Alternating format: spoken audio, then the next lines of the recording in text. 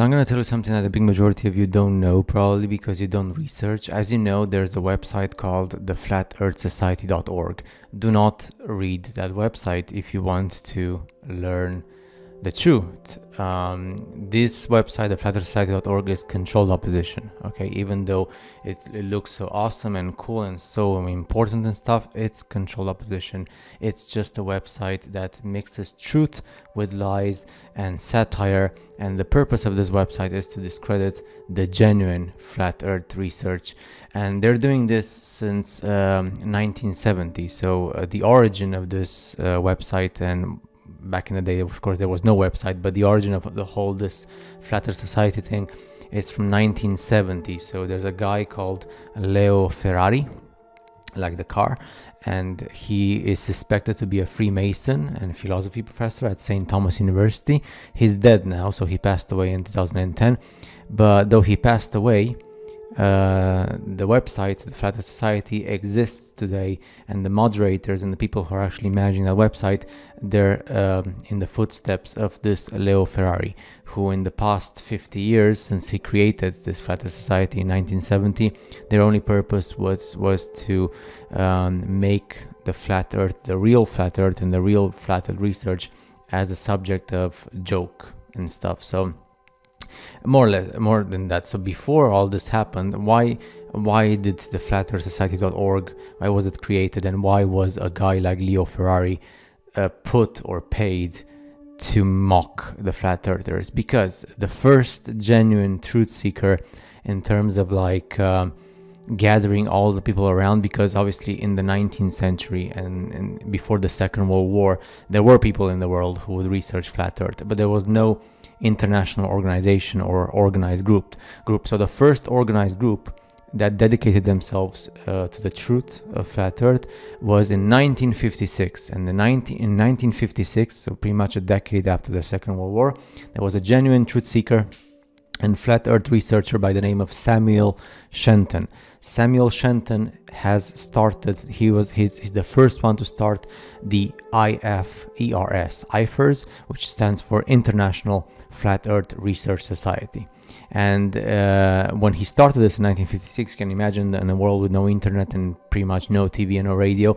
Even so, they were making a very huge impact with publications on paper and newspapers and stuff, and interviews, and they were revealing the truth to everybody, to the masses. So the globalists and the people who are like from NASA and stuff and all that thing, they attempted to ignore the threat. So at the beginning, they didn't take any actions. But then a decade later, in 1970, they created the Flat Earth Society. So the Flat Earth Society was created in 1970 as control opposition to fight against Samuel Shenton and his International Flat Earth Research Society, who are the only people who are speaking the truth in a day when there was no internet and there was no TV, color TV, or like there was just radio and newspapers. And they've been doing that so the Flat Earth Society has been mocking the real, genuine flat earthers for pretty much 50 years now. Well, more than that if you take, in 1970, so that's pretty much 50 years.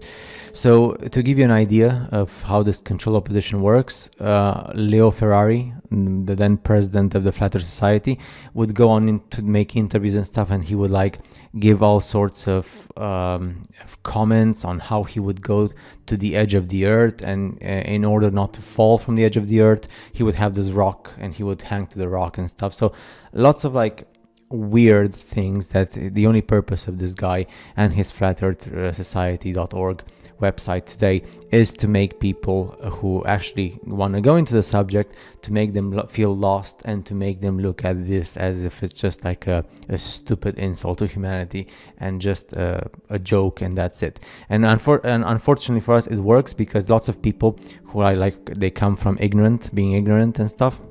The first contact they have is the FlatEarthSociety.org, just because they made the website so foundable, and they have good people, and from a technical perspective they have really good people who promote the website, unlike the original Flat Earth Society research group, and unfortunately they did not have the money and the power to compete in that way.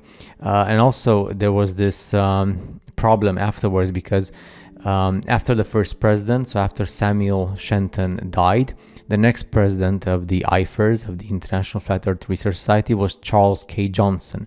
He was another genuine flat earther and the one who speaks the truth. So he took over the IFERS from the deceased Shenton, along with his wife.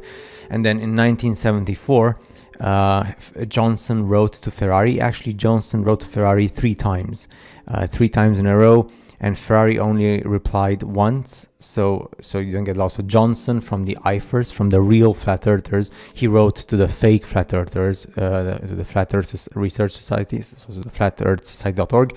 He wrote three times to get in touch, and the guys at the flatearthsociety.org, they didn't reply. So this was in the days when there was no internet still.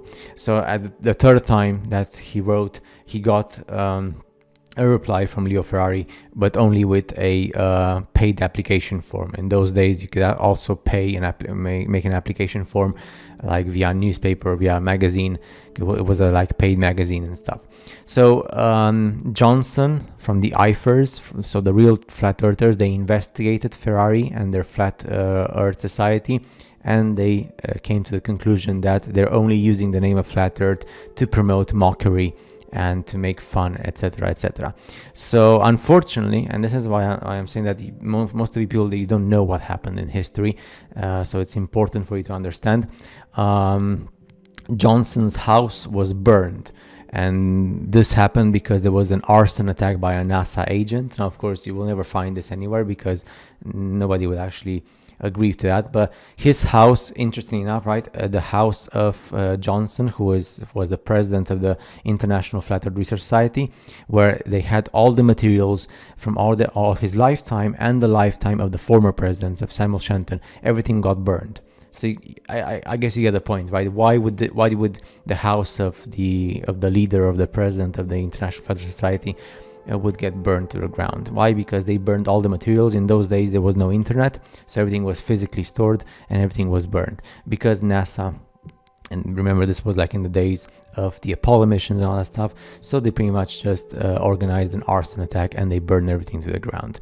Not having any internet and not having any cloud storage or other or computers and stuff, everything was lost. So you can only imagine the amount of information that the president of the International Flat Earth Research Society, the IFERS, had in that place. So yeah, whenever you go to the website, the flatearthsociety.org, just forget about it.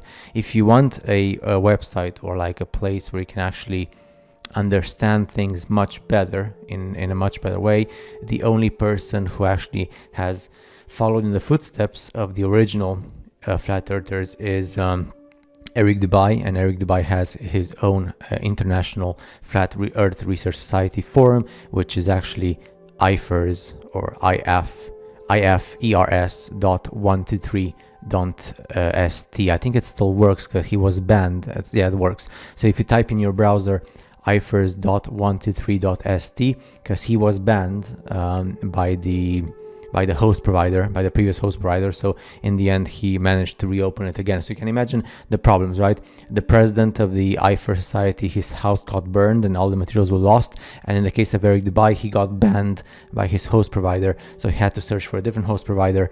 And you can only it's mind blowing, right? It's crazy. And he's not doing anything bad. I mean, both of them didn't do anything bad. It's just so you understand how deep controlled opposition goes. So of course they know, these guys from NASA and from the government and stuff, they know that flat earth is the real truth and is a real thing. And what they're doing is what Lenin was doing from Russia, from communist Russia. Lenin said the best way to control the opposition is to lead it ourselves. So that's what the government in NASA is doing.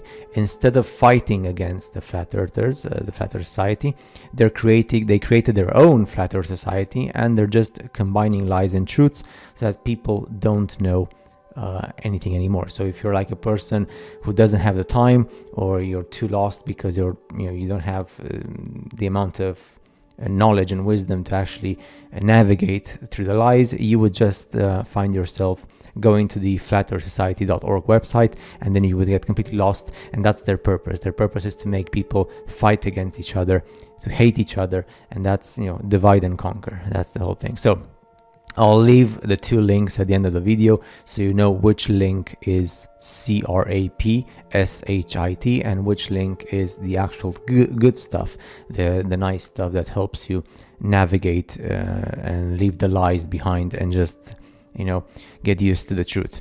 It's fascinating once you know, but I was the same. So when I was younger, I would go to the first site I actually visited from the Flat Earth, like the first real site, was the flatearthsociety.org, and I was so happy.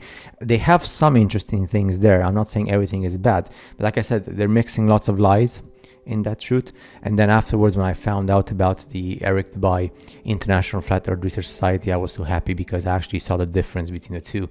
It's too bad that Eric Dubay doesn't have the support that the flatearthsociety.org has, because obviously when you don't have the support of government and NASA and all that stuff, that's why it is. But anyway, at least we still have something on the internet. And even, to be honest, they did a very good job, these people from the government and NASA, to hide the good information, because it took, if you start researching all this stuff, usually the first thing that comes into your browser when you research and stuff are all the people who are actually liars.